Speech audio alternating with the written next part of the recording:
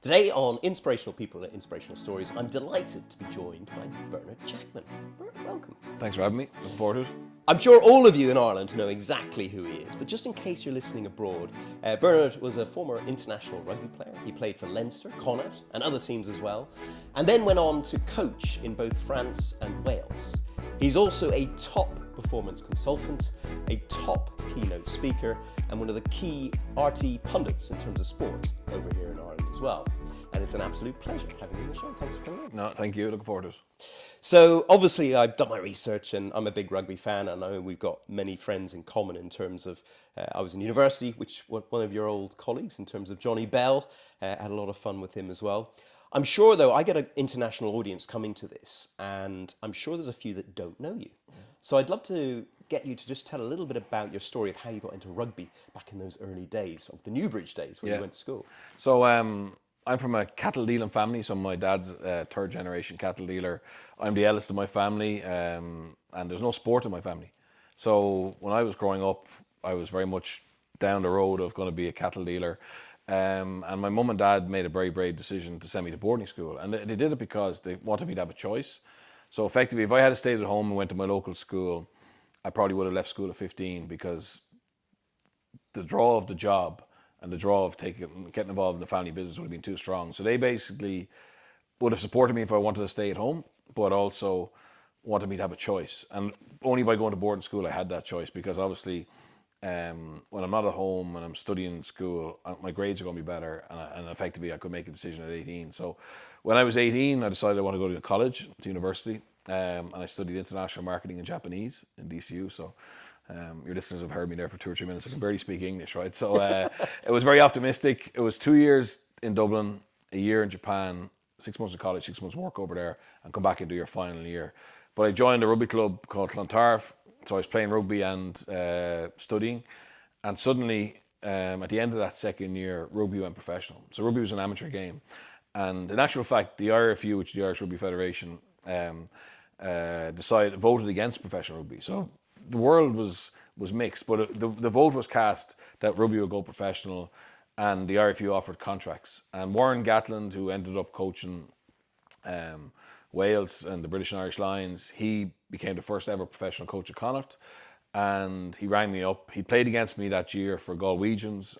He's an ex-All Black hooker, but he'd taken a gap year. He was a school teacher to come over to Galwegians and be a player coach. He played against me in Castle Avenue in Clontarf, and he remembered me. My coach was a New Zealander, a fellow called Brent Pope, who would be well known in Ireland as a rugby pundit. And Gatlin rang him and said, look, there's a hooker there. I used to be a skinny fellow with red hair. That was me. Is he any good? And Popey said, look, he's honest and he'll work hard. He has potential, but he's not the finished product. So Gatlin rang me and said, look, I'll offer you a contract. And I said, I'm going to Japan. And he said, well, I don't think you should go to Japan. I think if you go to Japan, you'll miss the boat of being a professional rugby player. But as a school teacher, education is important. So I'm willing to be flexible with you and allow you transfer, and we'll work it out. So I transferred into business studies in DCU, went to Galway, and ended up doing both. I finished my degree in business studies and started my career as a professional rugby player. And then I ended up having an unbelievable career in that I went to Sale Sharks in Manchester for 2 years. I came back to Connacht for 3 years, and then I finished my career in my home province of Leinster. And having, actually, funny enough, I'm now on Past People's Union of my old school, and one of the priests found a school report recently, which was sent to my mum and dad, and it said that Bernard will be okay once he realizes life isn't about a sports field.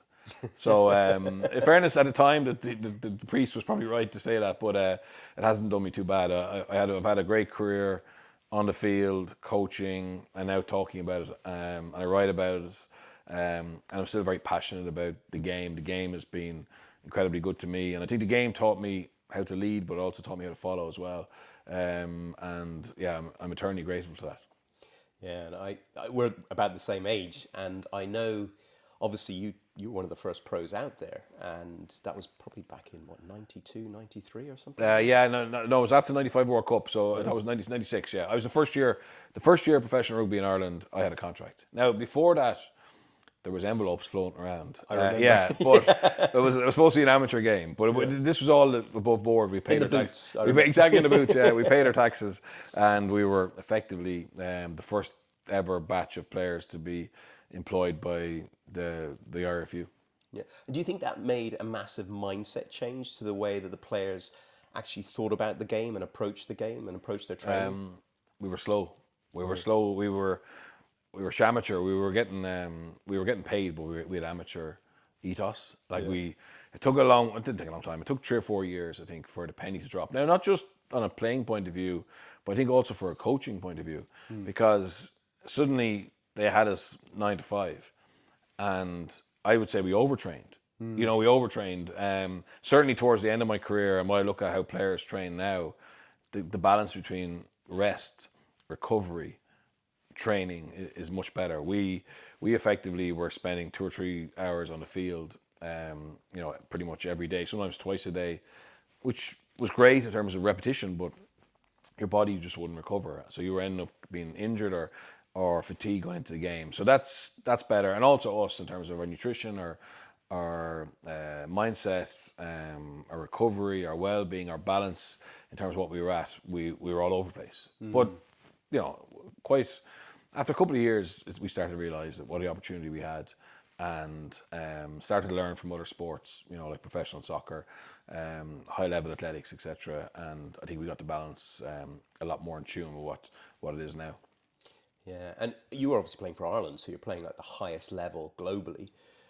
How did you go from like a school rugby player to an international, in terms of, was there any performance tips that you did personally in terms of habits or traits that you think projected you up to that level? Yeah, I think I effectively started to really focus on my strengths. I would have had a lot of hang-ups for most of my career around some scrummaging, throwing in particular was a big weakness of mine. And I overestimate my opponents because I would see things that they could do that I couldn't do. And it was probably Brent Pope in Clontarf who started to, I suppose, encourage me to do more of what I do, and I suppose created a game plan to bring me into the game, which is effectively through my ball carrying, which was a strength of mine. And over time, I started to put things in place mentally to deal with, I suppose, hang-ups I had. So for example, throwing, which I wasn't naturally very good at, I started to really focus on routine. Visualization, breathing, quality of training and practice. So, often when I used to practice, I would practice when I was I had low heart rate.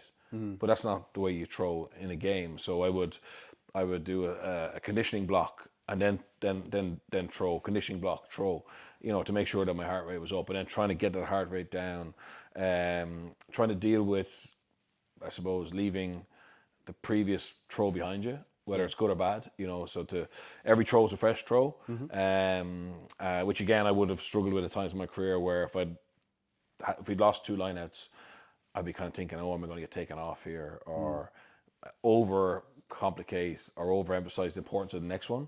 I became much more process driven. I would have worked with a sports psychologist to help me around that, and would have spoken to a lot of place kickers to see the routine that they had. And that's certainly like the best rugby of my career happened when I started to get some better routines in place and process in place around my mindset. Yeah, it's amazing.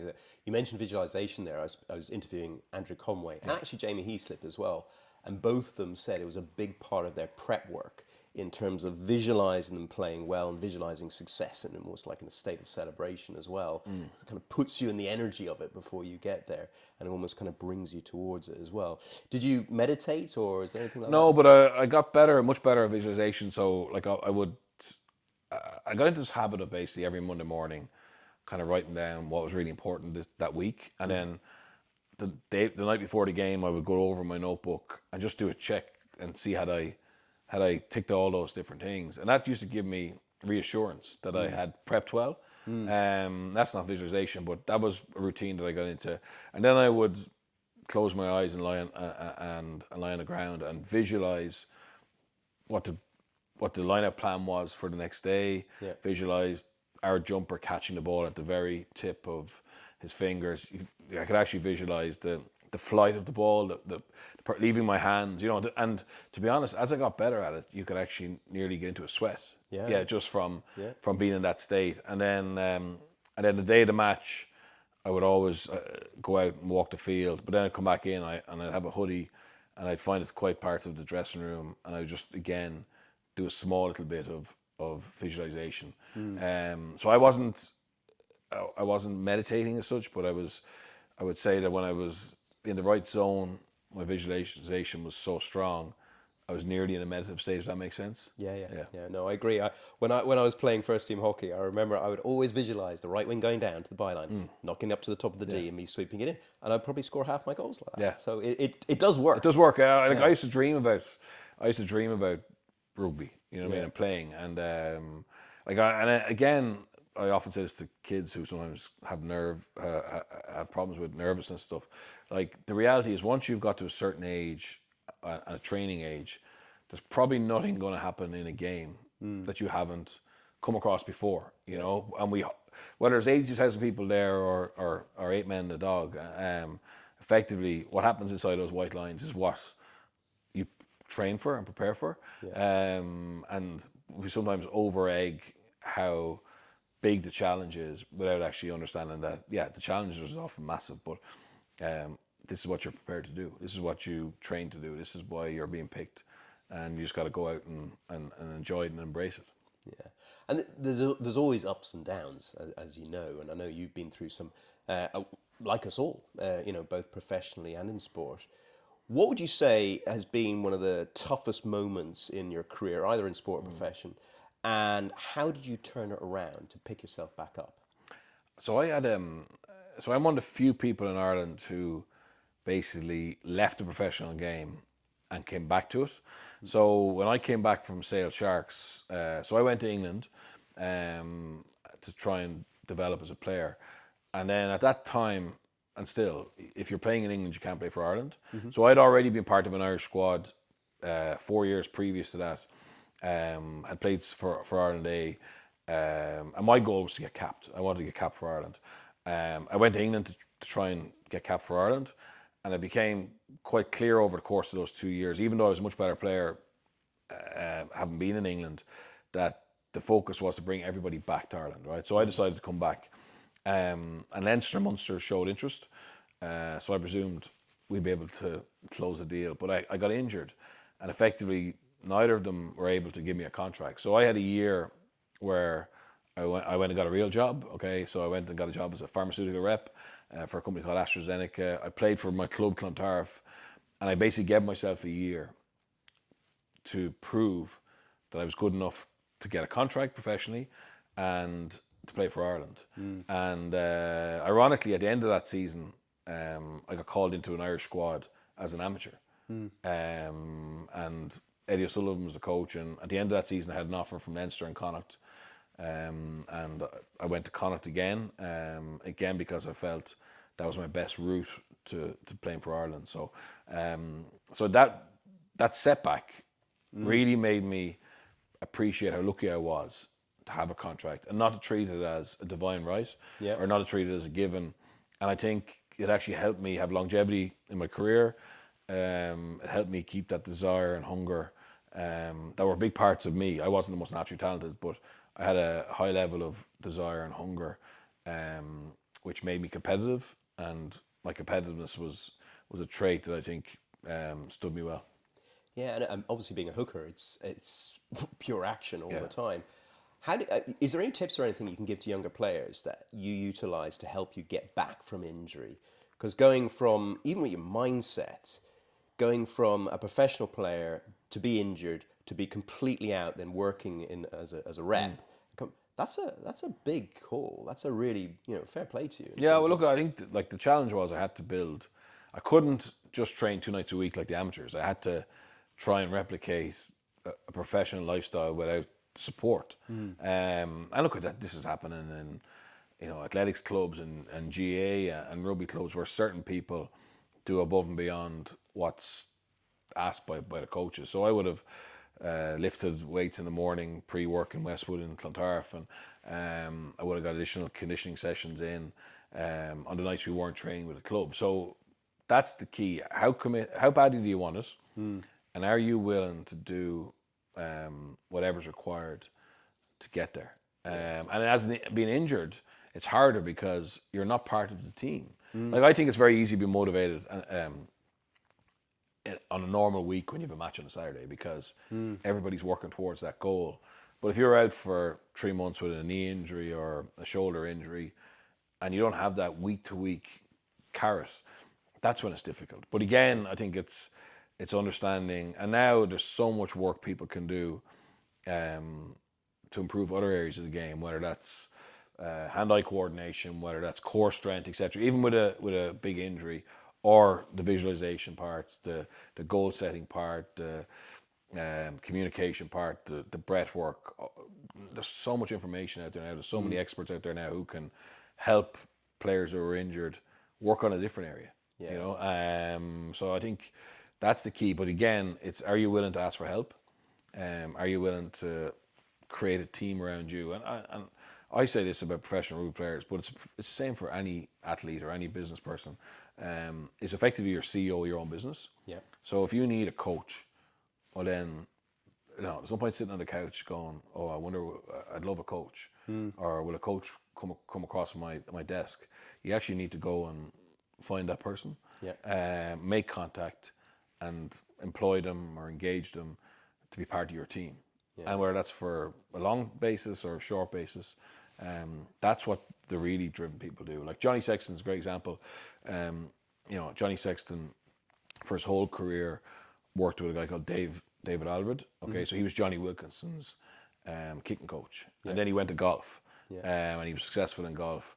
But Johnny invested in a world-class coach, even when he was already a world-class kicker. Yeah, and they stayed together all the way. Brilliant. Where sometimes I see people say, "Oh, I've got there now." I'm okay. The really high performers that I've seen in sport and business continue to invest in themselves. 100%.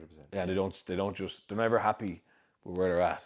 Yeah. They understand that it's about growth and improvement and learning. So that's the thing that stands out to me, is that the very best. And sometimes they don't brag about it, don't talk about it, but they will find an expert to help them get better. 100%. I've worked with Dell, Sampson, JP Morgan, whoever else, and it's amazing because when you ask the top C-level guys, when you're executive coaching, why did you want to coach? Because, I'm not perfect. I want to mastermind myself up to a higher level. And I think sometimes people at that level have the awareness to be able to see that, okay, there may be something in me that I don't see. Yeah. By having a coach, I can have a look at that from outside. So I love that. And do you think, there's a lot of sports people, not just in rugby, but also in football, who come out of sport and, they've been in the stadiums, they've had the cheers, they feel the amazing, feeling every week, and then suddenly it's all gone. And that can be quite hard in your mindset and your mental health. And do you think, one, how did you cope with that? And the second question is, do you think that your injury that you had, where you're out for a year, do you think that almost helped you a little bit for the transition out of the sport at the end of your career? It probably did, but the biggest thing for me that helped me is I didn't stop and look back. I thought about, well, where am I going next? And it was interesting. So two of the greatest rugby players I played with, and probably two of the greatest rugby players in Irish rugby history, are Paul O'Connell and Brian O'Driscoll. And I spoke to the CEO of Rugby Players Ireland, right? So this is the group that look after rugby players and prepare them for life after rugby. And he said to me that the two players who probably spoke to him the most, asked for advice, used him as a soundboard pre-retirement were Brian O'Driscoll and Paul O'Connell. Okay, now logically, they're the two players who needed the least amount of help because they're the biggest brands. They've already built a reputation that was going to make sure they were going to be successful. They already had the work ethic and the mindset to be successful no matter what they did. But when I hear that story, when I think about that story, it kind of shows me why they're successful as as rugby players as well, because they always were looking at what's next. Yeah. What's next? What's next in terms of the next goal, the next match, the next challenge to evolve, but also what's next after the sport. And both of them have been successful and will continue to be successful. But for me, like, I get motivated by challenges, and I knew as long as I was doing things that were outside my comfort zone, I wasn't going to have that. Well, I hoped and believed that I wasn't going to have that hangover, that missing void that so many people have. Like they say, athletes die twice, whatever, right? But so my first year out of playing rugby, I wrote an autobiography. I went back into the masters, so I topped and tailed my education. So I went back into the masters. I did a thesis on the correlation between high performing behaviors in elite sport and business teams. So I went traveling. I went visiting companies like Toyota, Dyson, Man United, Google, Amazon, the Melbourne Storm, Carlton. So basically, I went to teams or companies that I admired and tried to understand what their culture was and why they were successful. Yeah. Came back, wrote a thesis. Yeah. And then my next challenge was to go to France and coach a club in the top 14 in a language that I hadn't studied. So again, you arrive in an environment. So I'm back into rugby, but I'm back into rugby as a coach. Yeah. And I did German school, Japanese university. I had no French.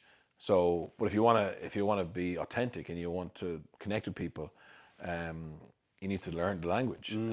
So again, that was like when I was so busy trying to learn French. Yeah. And to be able to get my messaging across in the best possible way, and connect with people, that I didn't have time to think about the career I'd left behind. Yeah. And then, then once my language got better, then it's to become a better coach, and then it's a new challenge in Wales, and then you get out of professional rugby. It's to be a good pundit.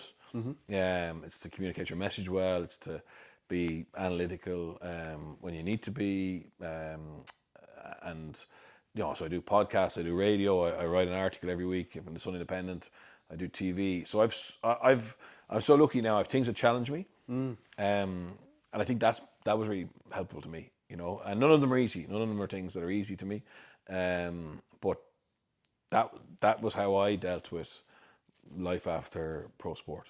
Yeah, I love that.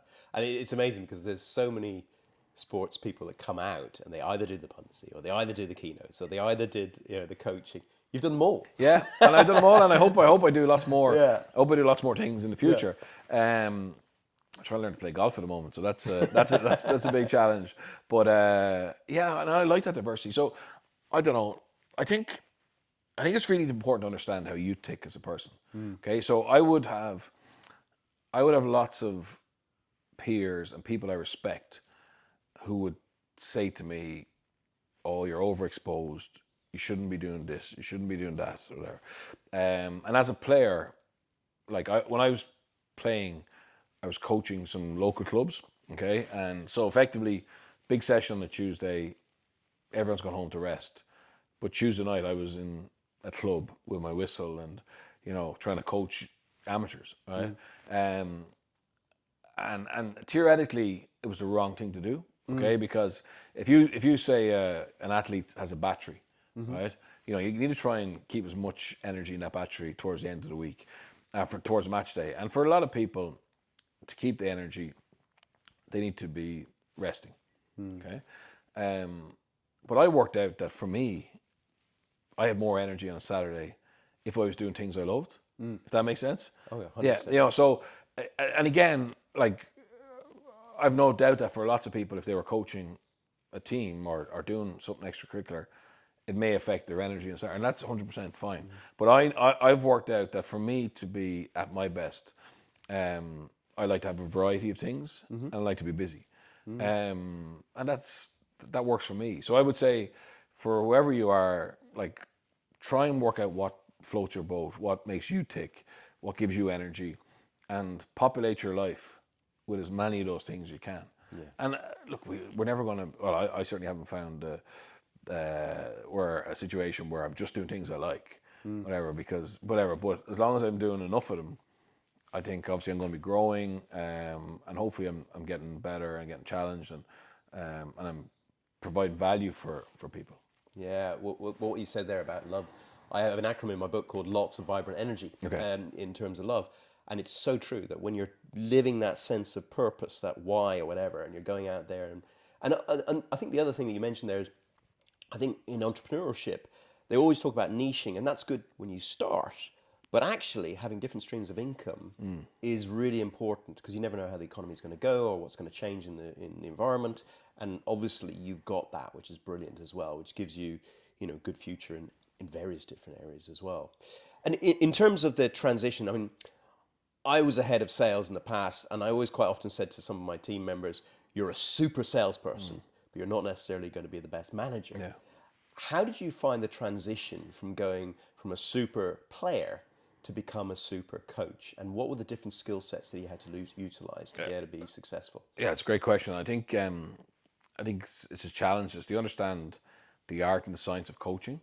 So, as a player, you see what the coach creates in terms of a session plan, in terms of a game plan, in terms of a presentation, but you don't see the work that goes into that, the collaboration that goes into that with the coaching staff, the ability to get everything aligned. Because in a game plan, how you defend, for example, has an effect on how you attack. Your line out strategy has an effect on how you defend. So you have to be able to communicate and work with people to make sure that, I suppose, you get the majority of what you want. Because I started off as a defense coach, but also that you put the team first, and you're willing to give up in certain areas to make the team better. And then it's the art of convincing people, and whether that's through messaging, whether that's through storytelling, whether that's through teaming, to get people on board with how you want them to play, and also to take on board what where they are in terms of what they're ready to do, physically, mentally, in terms of their knowledge, in terms of their experience, etc. So sometimes you have to constantly, I suppose, temperature check and see, can you progress at the speed you want to progress, or is it time to, to go back a step, to go forward two down the road? So it's a challenge. As I said, I was lucky. I had a lot of experience with amateur players, with schools players before I got my first coaching job at professional level. And I think that was invaluable, even though the level of player was way less. It's just actually being comfortable in mid-session, being able to problem solve, being able to adapt, to be able to give good feedback. And it's an amazing skill, coaching. And I have a long way to go in it. But and I think a friend of mine just messaged me on the way over. He's over in one of the big American universities at the moment, and he's spending some time with the college football team. And he just sat in on a defensive session, and 9 defense coaches. The head coach came in. It was 45 minutes. He listened to all of them explain what they want to get out of the session tomorrow, and he facilitated that. He gave guidance. He gave leadership. He empowered them. And now tomorrow they've got to go out and implement it. And then afterwards, they'll all come back together and they'll be really analytical and critical of, was the plan right? Did they achieve what they wanted to achieve? If they didn't, why? And take responsibility themselves in terms of their role in that, to make sure the next day is better.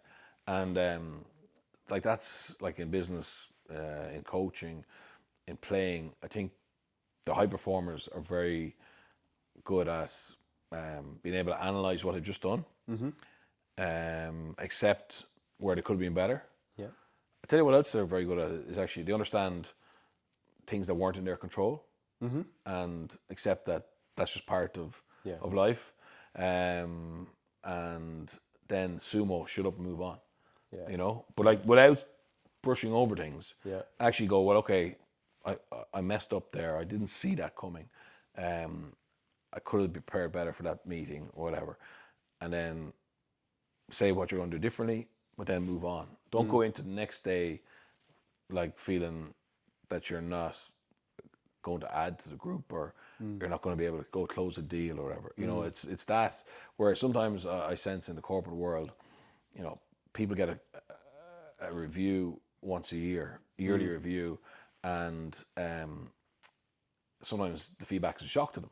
Yeah. You know, sometimes the feedback is of no value because it's not geared to make them better. Yeah. Sometimes the leader is uncomfortable giving honest feedback. Sometimes the person getting the feedback isn't listening to the feedback. Yeah. But like, I think feedback is gold. I think 100%. it's an unbelievable opportunity to get better.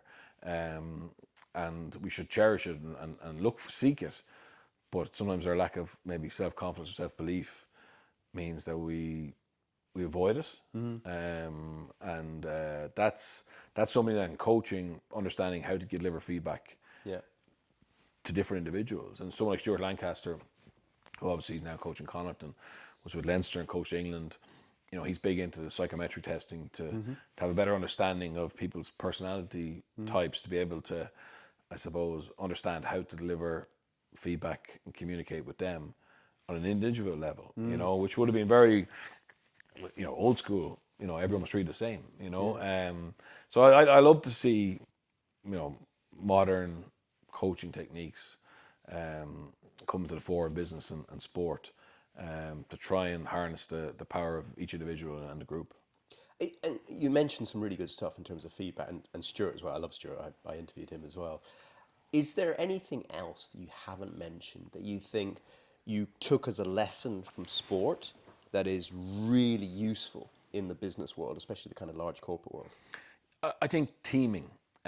So basically, teaming is massive in sport, particularly New Zealand. And what that means is effectively they will use something from outside of their own environment to try and get people excited and engaged over the course of a season towards a finale. So the Canterbury Crusaders are massive on it. Right? So to such an extent, Ron O'Gara, it wouldn't be something that's big in Ireland at the moment, or hasn't been. And we're very process driven, okay? And to get better, you train, you know. And we're not amazing.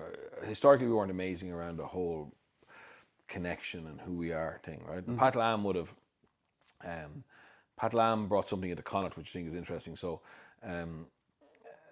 we get there's a false belief that just by spending a lot of time together, everybody's really close. Okay, so like you could rugby players spend a lot of time having coffees. Okay, but normally you're talking about the football. They're talking about Love Island. They're talking about, you know, where they're going on holidays or whatever, right? Which is all really important stuff, but it doesn't really mean that you know more about somebody else. So Pat Lam basically brought this idea in the year they won the Pro 14, which was, it'd be like Ireland win the World Cup in soccer. Like, it was, for Connacht to win the Pro 14 was a huge overachievement in terms of player profile and budget.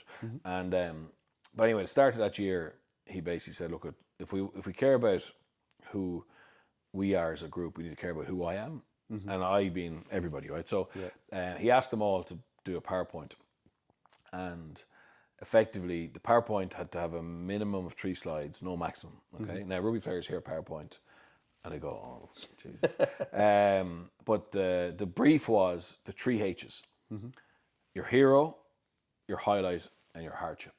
Okay, so effectively, and then everybody had to give the PowerPoint via email or on a USB stick to the video analyst, and he put them all into a folder. And as the season went on, quite regularly, sometimes twice a week, or at a meeting, Pat would feel that the meeting was stalled or people were losing interest or was going on too long, and he would stop and he'd say, right, who am I, who are we, right? And they would spin a virtual wheel, which had everybody's name on it, and whoever's name came up had to get up and present their 3 H's. What are your 3? I don't know what mine are. I didn't do it. I wasn't playing there, but I do believe that the first 4 or 5 were quite generic. Okay, until one player basically showed a lot more and was more honest than the previous 4 or 5 had, and that had an impact. Had an impact. And after that, people who hadn't gone yet were asking could they edit their presentation. Okay, and it's not just hearing someone's story around those three guidelines. It's actually the conversations that happen afterwards. Yeah. It's also someone else sharing with that person that they've had a similar issue, if you get me. And I do some work with Airbnb, and something that we brought in during COVID, because they had a big, obviously, setback because their travel business, effectively tourism business, and people were made reapply for their jobs, and new people were hired.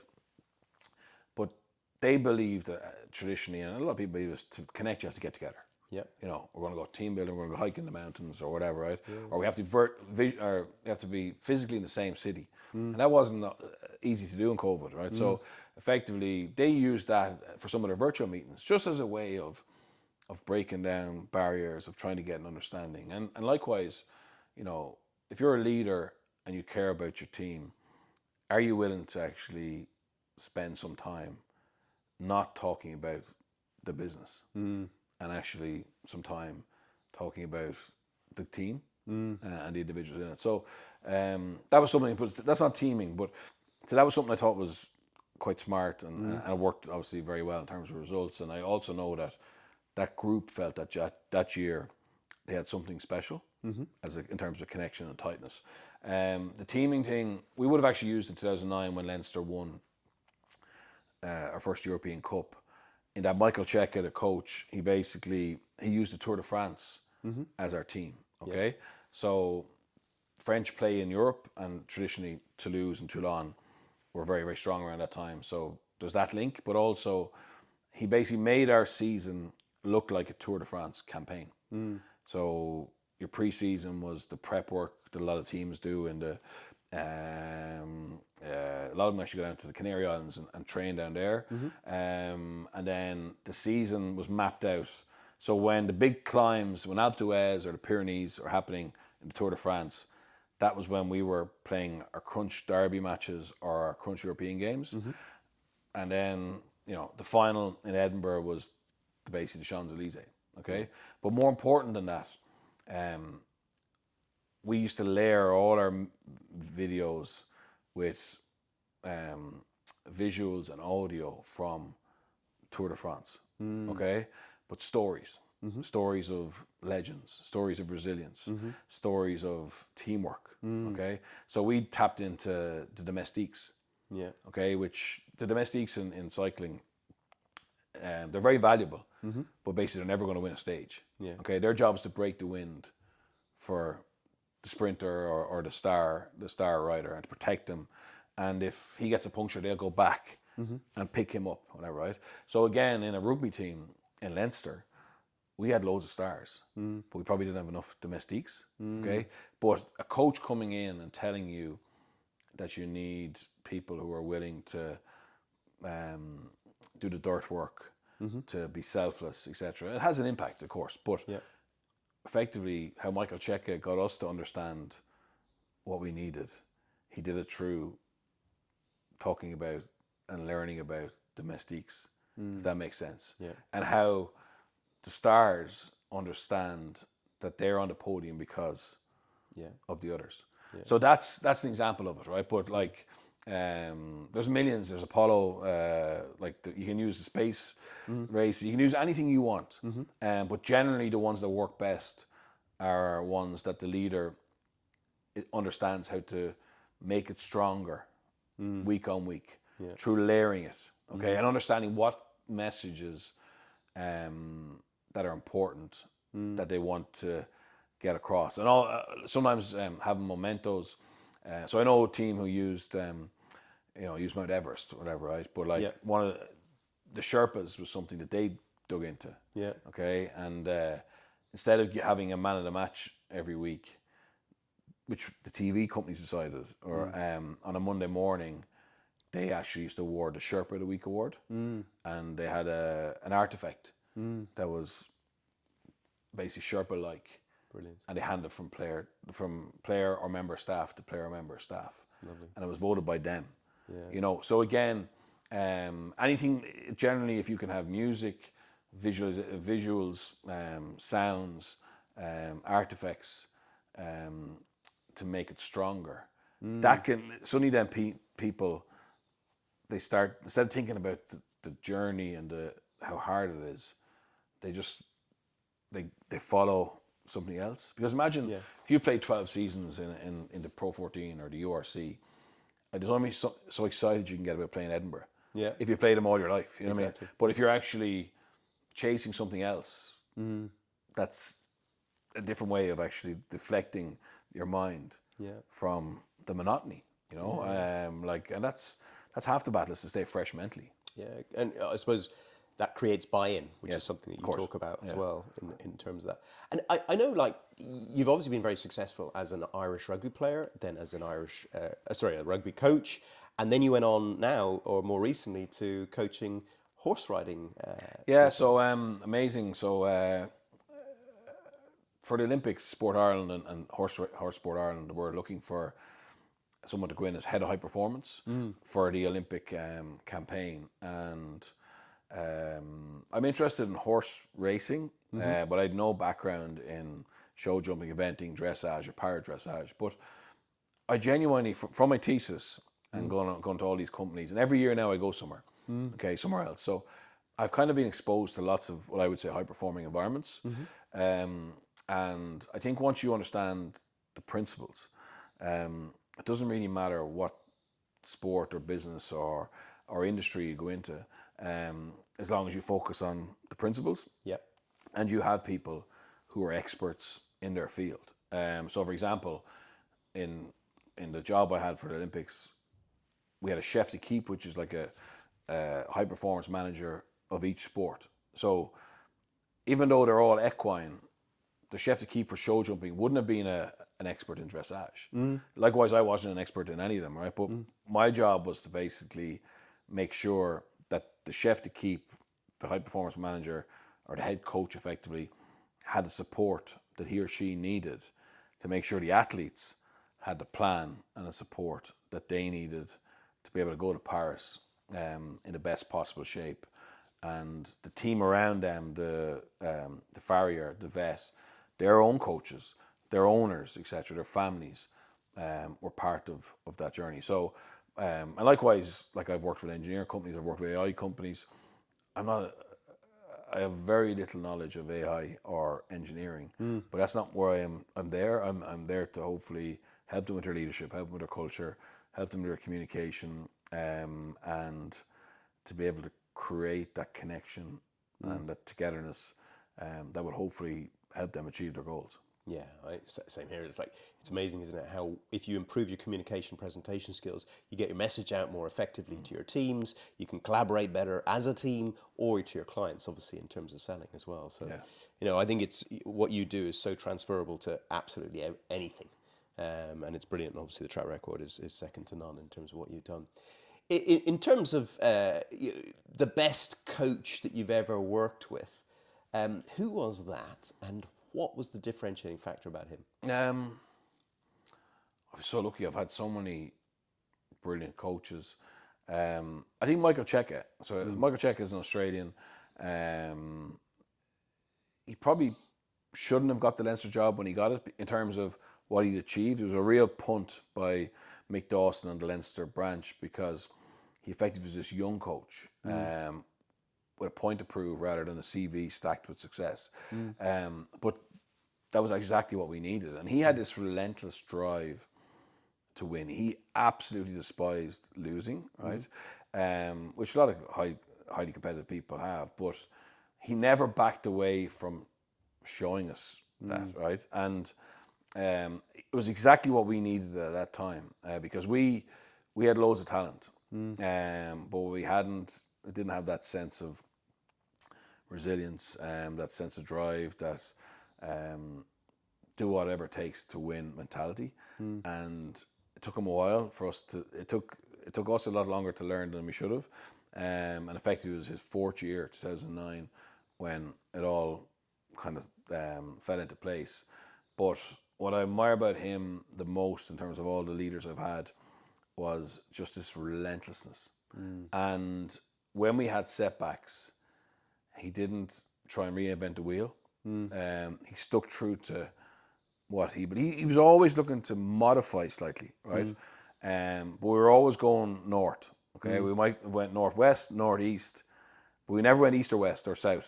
Yeah. You know, it was always very much aligned. He just tried to find slightly new ways of getting us north. Yeah. And I admired that. And it was only really when I started to coach and I saw how important that resilience and that consistency is of a leader, and how once everybody's on the same page, it doesn't have to always be the best plan or the most modern plan.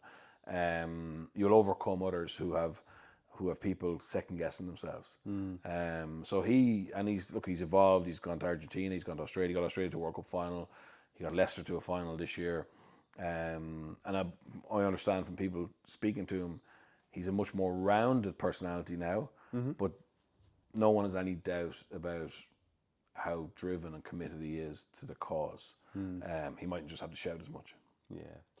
Best player that you've It's a hard one. I think O'Driscoll was the most naturally gifted, talented, driven as well. I played with a guy called Jason Robinson. Yeah. He was so gifted. Paul O'Connell, Ron O'Gara was bright. Johnny Sexton for me, it was the best player I played with in terms of everything. In terms of his ability to influence the game, in terms of his ability to influence others, in terms of how he was on a Monday, Tuesday, Wednesday, Thursday, Friday, Saturday, getting everybody ready. His emotional intelligence. I think he wasn't the most naturally talented, but he was the best player I played with. Yeah, he's a really nice guy as well, Yeah. which is lovely. And in terms of going forward, I mean, you've written, obviously, it was a while ago now, but you wrote Blue Blood, which is obviously a book. As a tip, what would you say has been one of the most influential kind of performance-orientated books, other than your own, that you read? I liked a book called The Barcelona Way. Okay. So a guy called Damien Hughes went and spent time with Barcelona, and so Pep Guardiola was there at the time. So just a little anecdote from that is basically Pep Guardiola is a brilliant player. Yeah. Okay, played for Barcelona, played for Spain, played in Italy for a while, and he was back coaching the under-14s in Barcelona or under-15s when they sacked the head coach. Okay, and the president, which is like the CEO, came to see him one day and said, "Pep, we want you to coach the first team," which is unbelievable opportunity. And the way football works is that traditionally, or more often than not, when the manager leaves, all the backroom staff leave. They go as a pack. So effectively, Pep had a clean slate, right? And the president, before they shook hands on the deal, said, "Who do you want to be your head coach?" Because he's a manager, right? Yeah. But who do you want to be your head of medical? Who do you want to be your head of recruitment? Who do you want to be your head of analyst? Who do you want to be your head of S&C? And eventually, they filled all the positions that had left. Okay, and will you accept this as your salary? Yes. And the president said, "Right, I have a deal." And he said, "No, there's one more person." The president said, "But you've got everybody. You've got all the roles filled." And he said, "I want a guy called Manuel Estiarte." Okay, so Manuel Estiarte is a legend in Spanish water polo. Okay, he went to 5 Olympics and captained Spain at 4. Okay, so water polo is a very popular game in Europe, not massive in Ireland, but Manuel Estiarte was the Tiger Woods, the Henry Shefflin, the Brian Driscoll of water polo, and Guardiola and him have become friends. Okay, true, as sports people tend to happen, right? And they used to go for coffees and they talked about the art of coaching, they talked about the art of high performance, of winning. And the president said, "But why do you want, like, he doesn't know anything about football." And he said, "No, he's my people coach." Okay, he's my people coach because he gets people. And apparently his first job was, for the first couple of games, because Pep Guardiola, if you ever watch him, he's on the edge of the box, the coach's box, right? And he's tactically obsessed, right? And he's giving messages, moving shapes and patterns with his team. And your man's job was sitting the far side of the stadium with binoculars watching the bench. So who was actually behind the team? Who was happy when the player playing in his position misplaced a pass, who was happy when the player, when the team scored, who genuinely was putting the team first. And he would feed that back to Pep. He's gone from Barcelona to Bayern Munich to Man City, okay? And effectively his job is to cover Pep Guardiola's blind spot, which is effectively, he's not, self-admittedly, he's not obsessed about how everyone feels. Yeah. Okay? He's very absorbed in the game. He's very absorbed in the tactics, right? But he understands that he has a weakness, okay? And of course he knows he needs to be better at that, right? But he actually feels it's better to actually have somebody, he calls him his guardian angel, Yeah. right? That it's actually better for him to give that job to somebody he trusts. To be able to go to him on a Tuesday and say, you need to have a word with X. Something's happened in his life. And then he knows it's important. And then he goes and does that. And it's not fakeness or whatever. It's just literally, he has looked at himself and said, what do I get energy from? What am I good at? Okay, what's my blind spot? Okay, well, how can I try and find a solution to my blind spot without spending 20% of my week worrying about it and never ever being good at it, if you understand. So that things like that. So teams that I look at and see someone like Pep Guardiola, who, like, given what he's won in the game and given what he's achieved in the game, he could easily say that's not important. You know, it's nearly like accepting that you're human by admitting that you have someone like that as part of your team. That other managers, don't fill that position because they feel they can do it themselves, and if they can, they can. You know, but what he's looked at is the overall package that he needs to try and create a team that's successful. I love that. I really love that. And in terms of, we're coming to the end in terms of time, I'd just love to know, out of all the things you've learnt in the past, and as I said, we're a similar age now, if in, say, 40 years' time, whatever it is, you're doing your legacy speech and you're on stage in front of 10,000 people, we beam it out on this podcast to 8 billion people around the planet, what do you think message or legacy would you leave with the world in terms of what you've learnt in life that might help people in some way or form? I'd mainly like my family to basically look at me speak and be proud of me, and I'd like my legacy to show adaptability. Okay, that I've adapted with the times and have been able to, I suppose, add value in different ways to different things and different people, and hopefully that's it. Just basically proud of what I've achieved, proud of myself, but I've brought pride to people that I love, and the one thing I would like to show is I'm adaptable. So I want my kids to know that whatever they do in their leaving cert, they're in college, it's only an avenue to an area that they think they're going to like. Yeah. Okay, and if they like it, brilliant. But always to be searching for things that they like, and not being afraid to understand what they can bring to a team or an organization or a business, and then go and bring that. Yeah. And that's the big thing for me is that I know I'm going back. Another book that I would say is very that I loved was Something in the Water. So it's about the Skibbereen rowing club. Okay, so Skibbereen is now a mecca for high performance and world class rowing around the world. Wow. Ireland have had no culture in rowing historically. So over 60, 70 years ago, Ireland weren't mapped in rowing. It was Great Britain, it was the Australians, it was the Austrians, the Germans, etc. This guy called Dominic Casey, who probably about 28, 29 years ago now, just started coaching kids. And effectively through competition, fun and hard work, they started to be successful. Okay, and they've never really steered massively away from that. They use sports science, but it's not their god. Yeah. Okay, they now, the best athletes in Ireland, rowers, go there. Yeah. So basically, it started with something very simple, with a passion for creating a community of competitive rowers, and now the best in the world and the best coach in the world go there to see what the secret is. Wow. So that's a good book, Something in the Water, as well. And again, it would reinforce my kind of core belief that you don't need to be amazing at a load of things. Yeah. 3 or 4 consistent values, behaviors are often enough to get you on the right track. Yeah. Having said that, you are amazing in terms of what you do in terms of the punditry, also keynoting, and you're a great MC as well. So if anybody is looking for an amazing keynoter or MC, not just in Ireland, but also in England as well, get in touch. How can they get in touch with you? I'm on LinkedIn, Yeah. Instagram, Twitter, X, or my website, bernardjackman.com, so it's easy to get in touch with me. Fantastic. Well, I wish you every success and thank you so much for coming on the show. Thank you. Thank you. Thanks a lot.